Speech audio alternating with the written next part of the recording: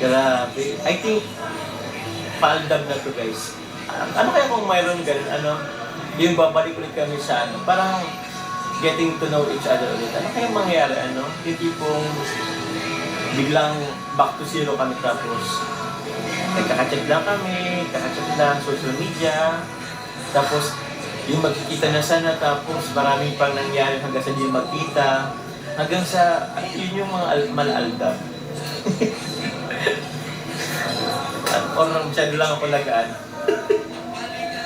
Ito ba nangyari sa isipan ko guys? Kung ano naisip ko guys. Yung tipong hindi ba tuloy-tuloy yung pagkikita namin, alam mo yun? Tapos yung unang pagkikita namin, mga let's say, mga isang taon bago kami magkita. Kalinga Parab? Gusto mo yung Kalinga Parab? Oo, gawin natin yung Kalinga Parab. Chapter 2, di ba pag 100, after 100 episode, magbabalik ulit sa sa 1 ulit.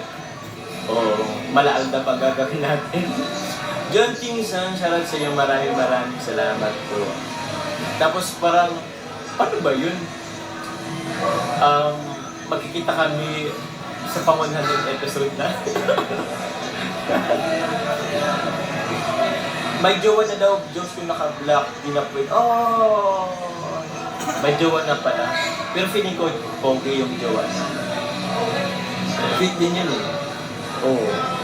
Medyo chubby-chubby yun ng konti. Pero cute din naman yun. Kung masaya naman na sila guys, sige sila na lang. Kaya mo yun na di kayo magkita 1 year?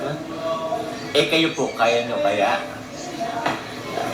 Sige, ibalik ko po sa inyo yung kaya nyo po ba na hindi kami makita for 1 year?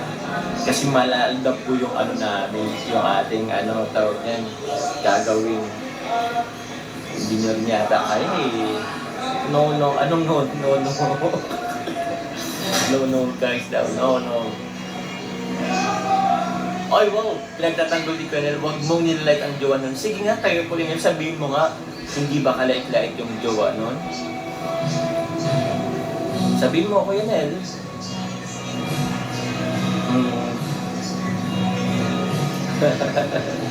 Diba daw ang jomka sa Mamoy sabi mo sa Pinas, maraming salamat po. Thank you po.